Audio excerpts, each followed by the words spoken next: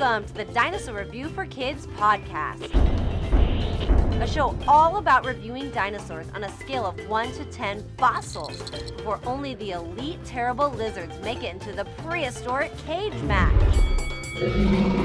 This program is presented by the Stomp Tromp Roar Company and can be heard within all the rock layers across the planet. Grab your dinosaurs and your official scorecard because it's now time to dig for dinosaurs. Here's your Mesozoic host, Dinosaur Ranger Anthony.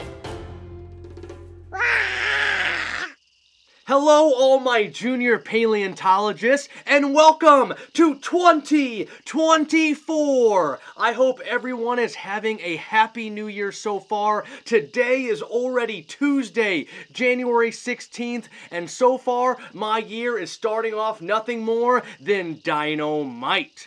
Now, you might also be able to tell by my sweatshirts that I'm wearing that it's cold. Last week, we had 3 snow days here in Omaha, and we've been in a deep freeze ever since. This morning when I looked, it was -7 outside, and it felt like -24. Brr, it's cold.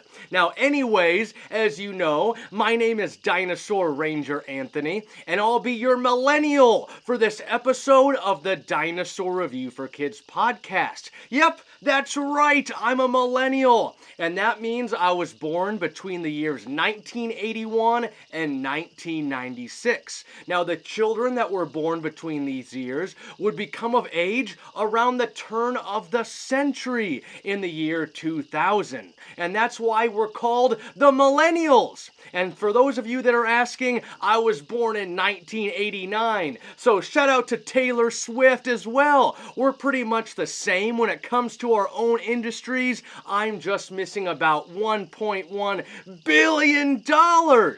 Now, talking about the millennium, when December 31st, 1999 turned to January 1st, 2000, tons of people were all worried that all the computers would crash due to something we called the Y2K bug. That's right, the Y2K bug.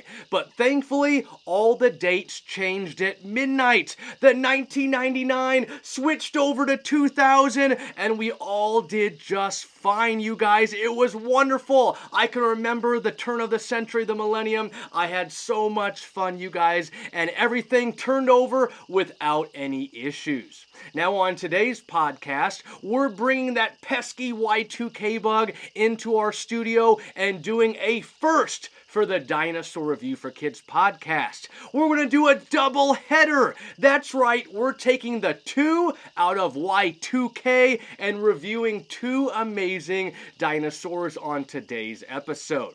Now, before we actually crash all of our computers, our tablets, and our cell phones with that Y2K bug, let's do a quick fun fact, give an update on the Dino Bus, and roar out some amazing shoutouts.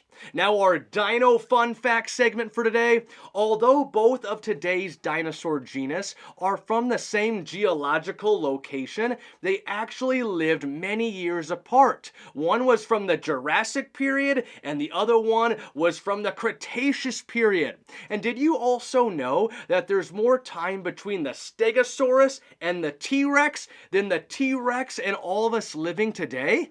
The Mesozoic era is just so long. Scientists believe it lasted 186 million years. That's just wild, right?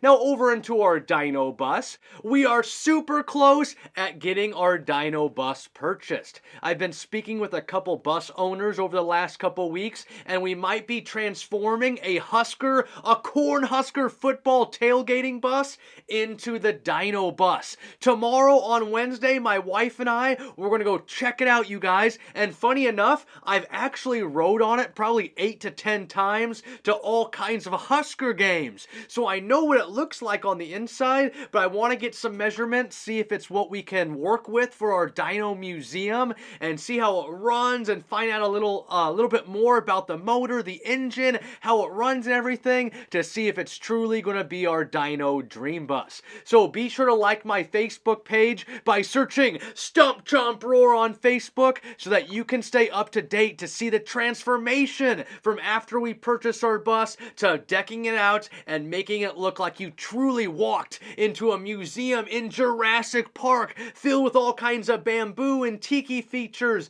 and plants, vegetations, dinosaur fossils, dinosaur toys, a diorama, and so much more. I just can't wait. Now let's do some shoutouts, you guys. We have quite a few. We have to catch up from our last episode from before the holidays. So shout out to Raven Walker's in-home childcare. Shout out to a happy 7th birthday to Junior Dinosaur Ranger Anastasia. Happy 4th birthday to Hank. Happy 5th birthday to Dylan. Shout out to Black Elk Elementary, where we did a prehistoric pep rally. So shout out to those Eagles. Shout out to Disney Elementary, where we did another prehistoric pep rally. They're the Dolphins, so shout out to them. Then shout out to Cody Elementary. We also did a prehistoric pep rally there. They're the Buffaloes, so shout out to the Buffaloes. Then happy 5th birthday to Gibson. Happy 3rd birthday to Edward. Shout out to Stonebridge Academy Christian Daycare and Preschool, which we'll be visiting this Friday because last Friday it was a snow day, so we had to shift everything over a week, so I'll be seeing you guys this Friday. Then also a shout out to the Gigantspinosaurus. I was originally supposed to review this Stegosaurid type dinosaur for episode 79, but I went ahead and called an audible after the Christmas season because I got a new Stegosaurid toy right here that we'll review in here in just a minute. Now also a shout out to Raiden for submitting a podcast genus request. He ultimately gave me this idea to do a review on 2 dinosaurs for this episode when he asked me to review the Deinonychus for today. So you guys, we have a jam-packed episode ready for us. We've got 2 dinosaur reviews. It's gonna be so much fun. Now there's no more time to waste. Let's grab our scorecards and begin this double header of a review. It's go time for the new year. Let's get started.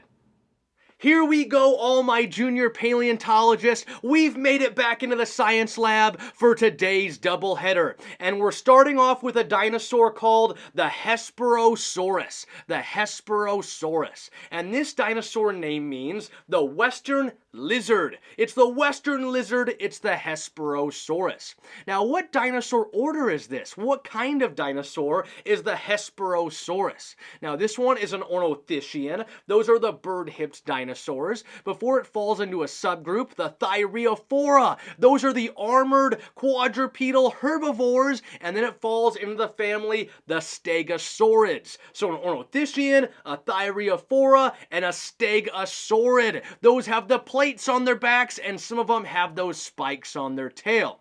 Now, our Hesperosaurus, how big is it? What was its length, its height, and its weight? Well, our Hesperosaurus is up to 23 feet long, or 7 meters, up to 9 feet high, or 2.75 meters, and can weigh 7,800 pounds, or 3.9 tons. Now, compared to our Stegosaurus, that one's around 30 feet long. So our Hesperosaurus is a little bit shorter, you guys, than our Stegosaurus. So Hesperosaurus, like I said, up to 23 feet in length.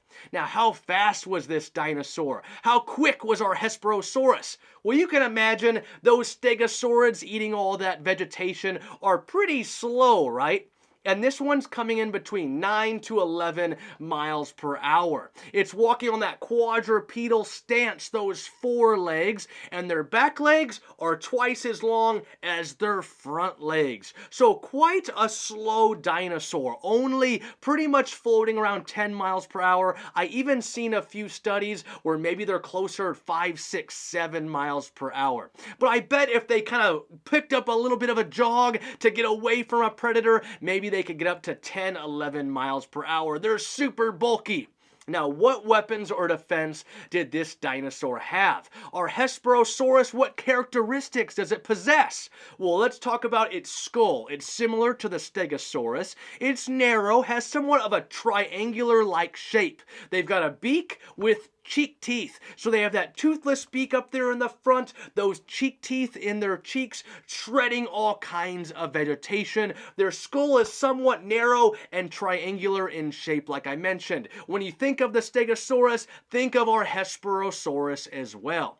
Now they have large vertical bony plates that go down its back, just like the Stegosaurids, and they alternate in different rows. So we've got 2 rows going down their back of those vertical bony plates, and they kind of alternate. So one on the left, one on the right, one on the left, one on the right. And they're somewhat rounded, you guys. So when we look at our Stegosaurus, they're more tall. They've got sort of like a point. They almost make a diamond or a triangle-like shape. Our Hesperosaurus, they're more rounded. Not a perfect oval, but they're still a lot more rounded than our Stegosaurus. And I've got my Hesperosaurus toy right here that I got from Christmas time for my amazing wife, you guys. And that's why I had to switch to this Stegosaur for today's review. It's just such a unique, I love its plates, you guys. They're more rounded than kind of pointy, and it's a really cool Stegosaurid. Now, when it comes to how many they find, our Stegosaurus has around 17 plates.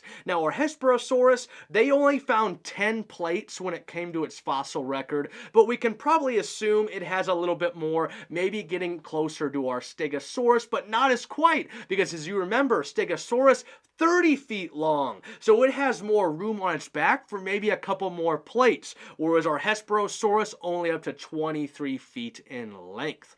Now, our Stegosaurus plates, you guys, are also taller, but our Hesperosaurus plates are more wider, rounded, like I mentioned. But what were they used for? Everybody likes to know, what are those plates used for on our Stegosaurids? Maybe defense. It can defend its back from those carnivore bites. Maybe a little bit of thermal regulation. They can absorb the sun's temperatures and keep their bodies warm throughout the day, or maybe just for display. Maybe we can see when we see the different types of plates on the different genus of all these Stegosaurids, they're telling each other apart from their different plates, from the different genus of the family, you guys. So our Stegosaurus and our Hesperosaurus, they can easily tell each other apart by those different plates. So maybe it's just a little bit for species recognition, so they can tell each other apart with those different plate shapes.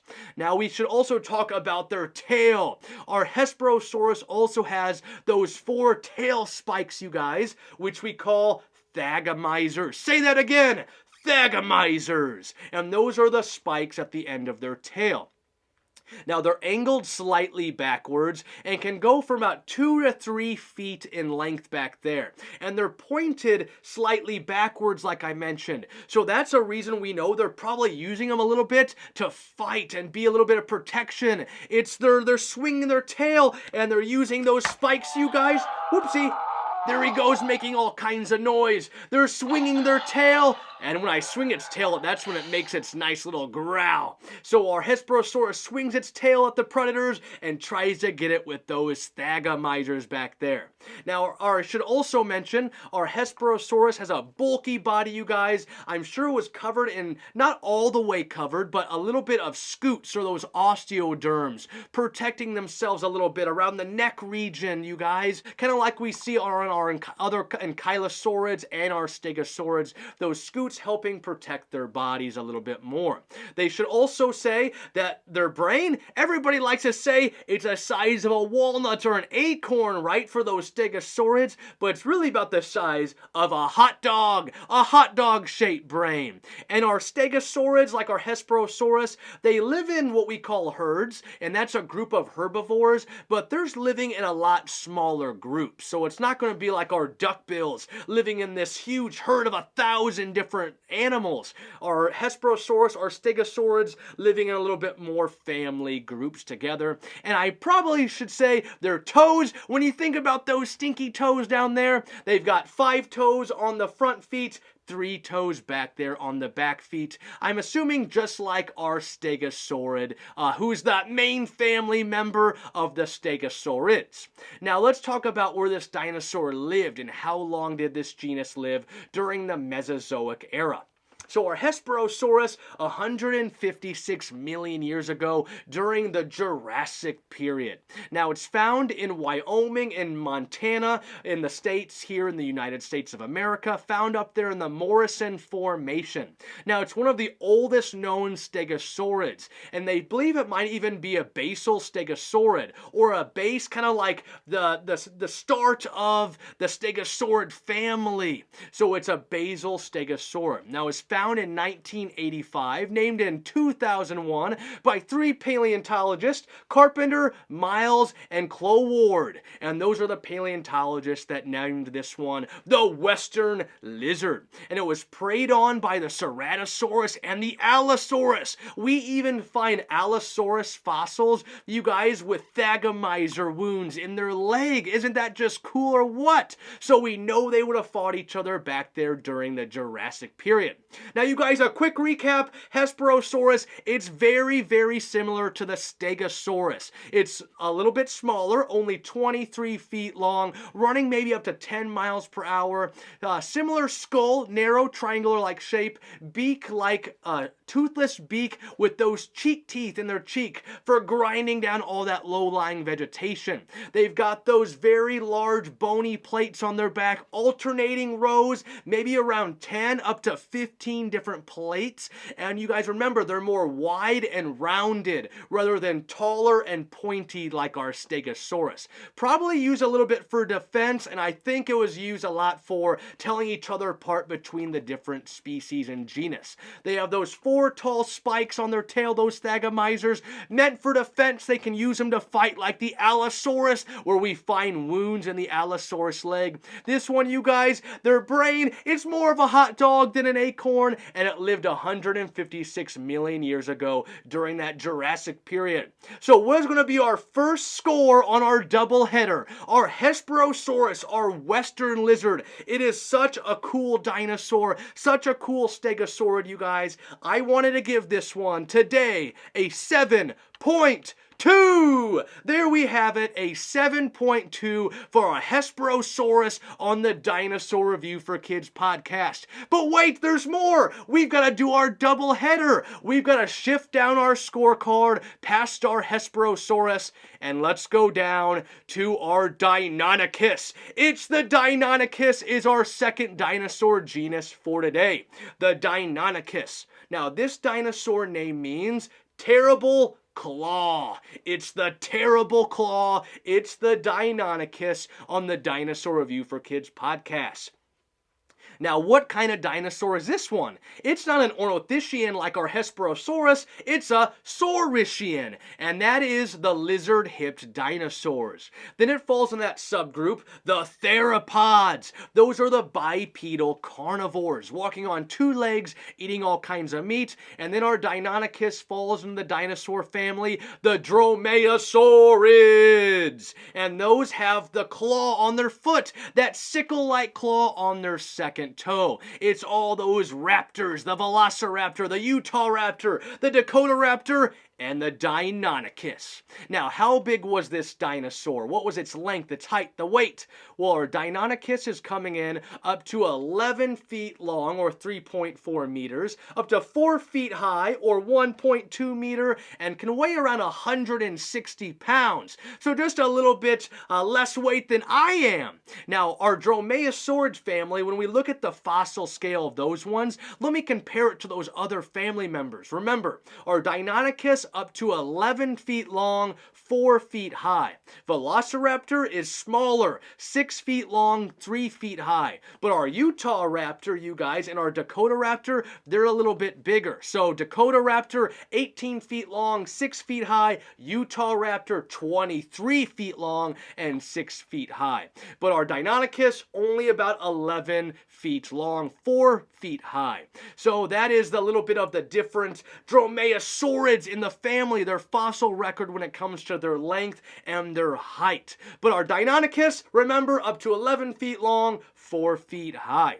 Now, how fast was this dinosaur? How quick was it when it was running around its environment looking for all kinds of food? Maybe in their packs, right? Well, our Deinonychus, you guys, is running up to 25 miles per hour. In that bipedal stance, they're running on 2 legs. They're very quick. They're very agile. Their agility is amazing as they're hunting for all kinds of food. And you can probably believe they're hopefully pack hunters. They're hunting with their friends and family, doing all kinds of offensives as they're looking for those other dinosaurs to feast on as they're hunting for them back during the Mesozoic era. So again, around 25 miles per hour.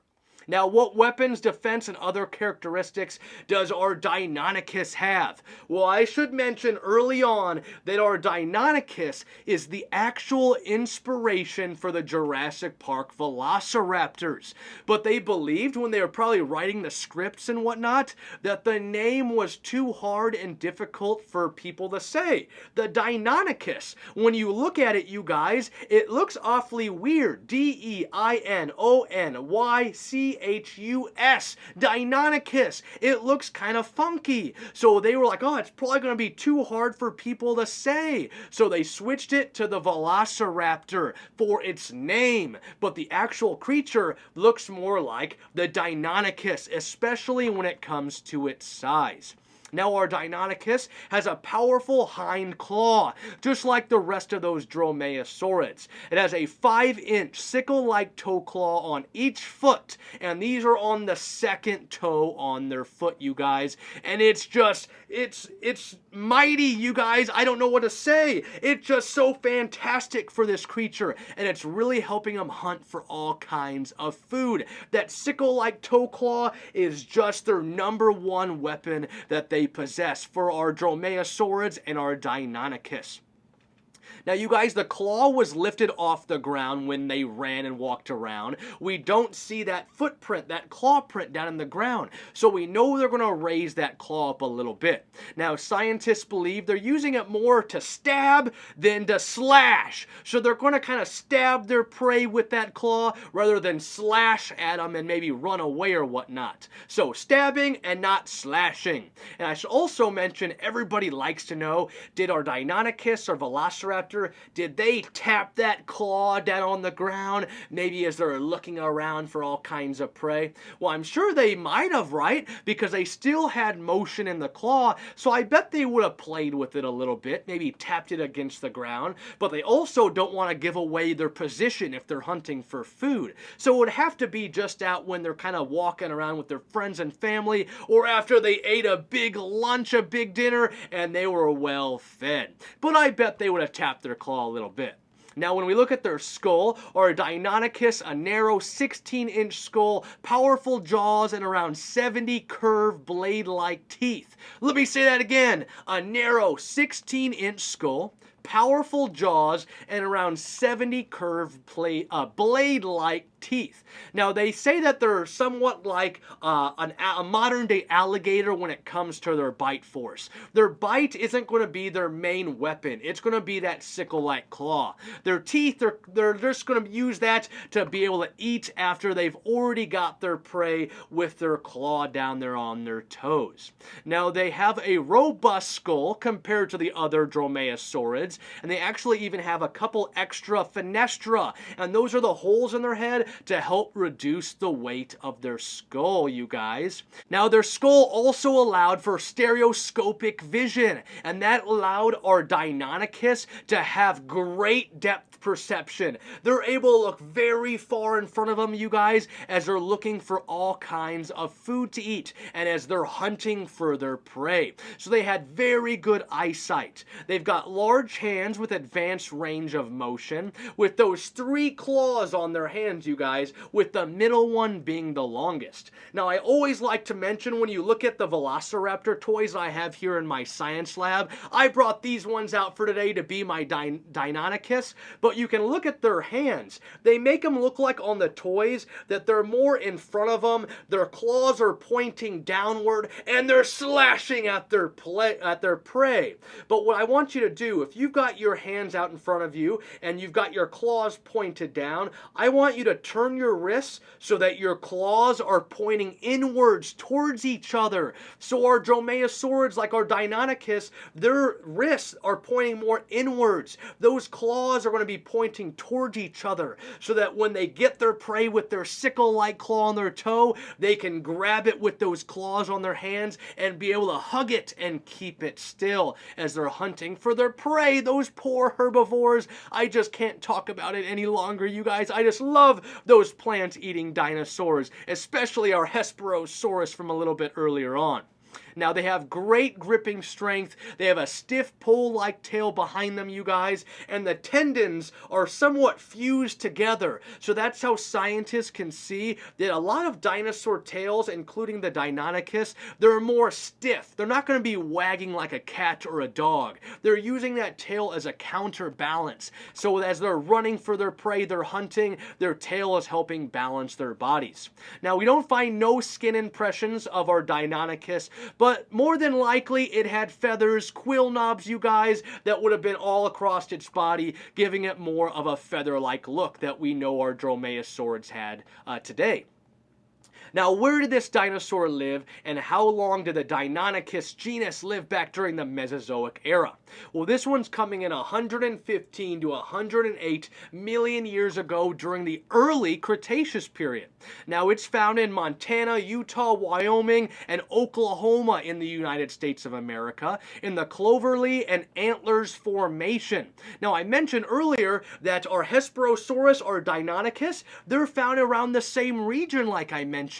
They're both found in Montana and Wyoming, but they're actually separated by so much time. Deinonychus in the early Cretaceous period and our Hesperosaurus in the Jurassic period.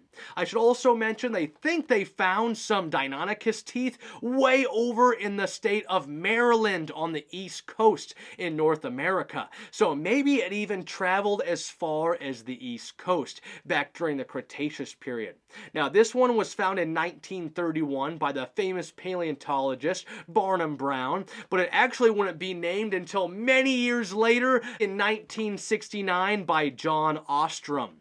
And that's a little bit more about our Deinonychus. I should also mention, you guys, that this genus, our Deinonychus, inspired the theory that birds are actually the descendants of dinosaurs and not like reptiles and lizards. It also helps scientists believe that dinosaurs are more warm-blooded than cold-blooded creatures. That's right, our dinosaurs are more closely related to birds today, and they have more warm-blooded features rather than those cold-blooded reptiles. So very cool, a very neat little fact about our Deinonychus. And I totally believe they're more related to birds and warm-blooded creatures today. Just look at those birds flying outside. Have you ever looked at a bird walking around? It totally looks like a dinosaur. Well, you guys, a quick recap for our Deinonychus before we give our final score of season number 8. So our Deinonychus, a Saurischian theropod dromaeosaurid, it's up to 11 feet long, 4 feet high, 160 pounds, running up to 25 miles per hour, bipedal, 2 legs, you guys. They're the actual inspiration for Jurassic Park. That 5-inch sickle-like toe claw on their foot, you guys, on their second toe. They have those 3 claws pointing inwards. They've got a narrow 16-inch skull with those powerful jaws and 70 curve-like, blade-like teeth, you guys. They've got a very robust skull, very good vision with depth perception, you guys. Good gripping strength, a stiff pole-like tail behind them, you guys. Just a totally neat dromaeosaurid. And even though it's not the biggest, I think it still is like the king of those dromaeosaurid type dinosaurs, and it was found in the early Cretaceous period. So what's going to be our fossil score? Remember, 1 fossil for the weakest, 10 fossils for the strongest of those dinosaurs. Now our Deinonychus, today on the Dinosaur Review for Kids podcast, I'm going to give this one a 7.8. There we have it, a 7.8 for our Deinonychus. 2 7-point scores for today. Our Hesperosaurus, a 7.2. Our Deinonychus, a 7.8, you guys. Those are the final fossil scores for season number 8 of the Dinosaur Review for Kids podcast. Now, what did everyone think about that double header? These 2 dinosaurs were truly amazing to include on the Dinosaur Review for Kids podcast. And what a perfect way to start off the new year. It was a 7.2 for our Hesperosaurus and a 7.8 for our Deinonychus. But as you know, I'm Team Herbivore. I'm taking our Hesperosaurus all the way. Now, as you remember, after each review, I'm doing a short interview with one of my Patreon club members. So let's go back in time and meet another junior dinosaur ranger. Today I'm joined by an amazing Patreon club member. This junior dinosaur ranger, of course, loves dinosaurs and even has some awesome reptiles at home. Let's give a warm welcome to junior dinosaur ranger Camden. Hello, Camden. How are you doing today? Good. Good, awesome. We were just talking about your awesome reptiles. Can you let everybody know the pets you have at your house? I have over 50 guppies. I have a dog, I have a cat, I have a snake, and a leopard gecko. Very cool. What's your gecko's name? Spotty. Spotty? What about the snake? Bowie. Bowie? Super cute. Now, first things first, I always like to ask, are you team herbivore or team carnivore? Carnivore. I knew you were going to say carnivore, especially with those reptiles at your house. All those meat eaters, huh? Why do you think you're team carnivore? I just think they look cooler. Very nice. Do you have a favorite dinosaur? Is it a carnivore dinosaur? Well, I do like the Indoraptor. Ooh, the Indoraptor from Jurassic World, one of the hybrids? Yeah, I have a toy one. Very cool. Do you have it next to you? Yeah, it's right over there. Very nice. Well, that one's a pretty... You can grab it if you want to real quick. That one's a pretty cool dinosaur, huh? I really like the gold stripe on it. Perfect. There it is. That thing is huge. Of course you had to show it on camera. I don't have any of them that are that big. That one's pretty cool. Do you have it eat all kinds of the other little dinosaurs? Yeah. Awesome. Now, when it comes to dinosaurs... Do you have a favorite dinosaur memory? Maybe a book, a movie, a TV show? Well, I do like the dinosaur trail in Moab. Very nice. That's super fun, huh? Now, today on today's podcast, I gave our Hesperosaurus and our Deinonychus. I gave the Hesperosaurus a 7.2 and the Deinonychus a 7.8. Do you think those are good scores for these 2 dinosaurs? Yeah. Very cool. Which one would you want as a pet? The Deinonychus. That's right, our carnivore, our meat eater. Do you think you could ride on its back? Maybe. Or maybe it could live in your backyard in a doghouse or something? We don't have any dog houses. You'd have to build a dinosaur house. You don't want the meat eater living in your house, huh? No. Very cool. Are you having a good New Year so far? Yeah. Awesome. Is there anything you're most looking forward to this New Year's? Not really. No? No fun trips or anything? Well, we might go to Costa Rica. Ooh, very nice. That'll be tons of fun. That's where, like they said, the Jurassic Park was, off an island off of Costa Rica. Yep. That'd be super cool if it was really there, huh? Yep. I think it'd be tons of fun to go to a real-life Jurassic Park. Now, if I think I would want to ride this guy, our Hesperosaurus. I love all of its plates on its back, and it probably could eat the grass in my backyard. Then I won't have to mow very much anymore.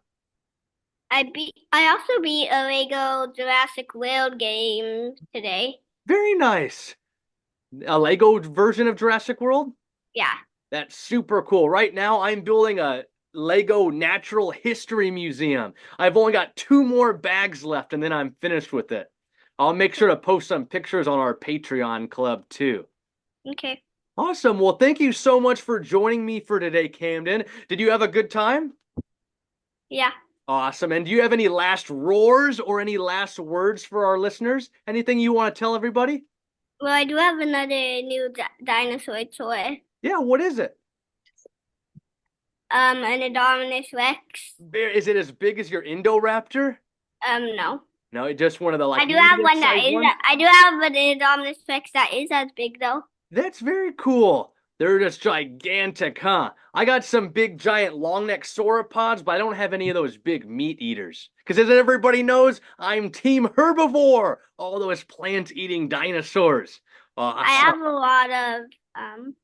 lot of big carnivores like the Indoraptor. Very cool. They're super neat, huh? Yep.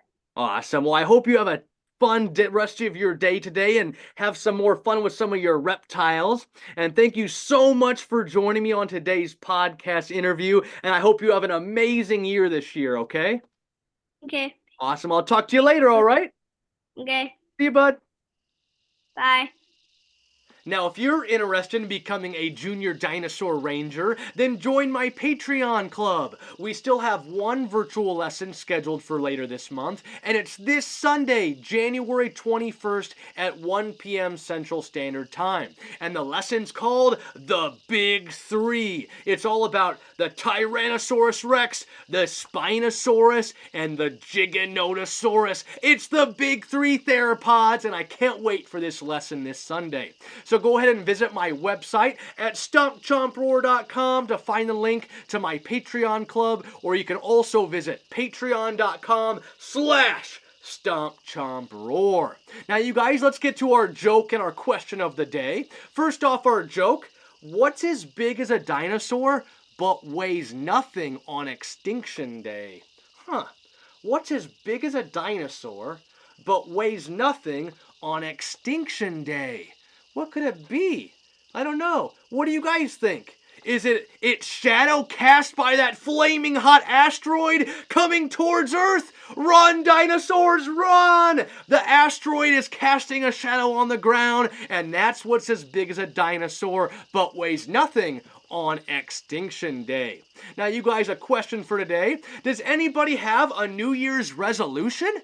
Do you guys have a New Year's resolution? Maybe you want to read some more books or do some more crafts this year. Or what about eating less candy or drinking less soda pop? Or what do you guys think? What's a good New Year's resolution for all of us?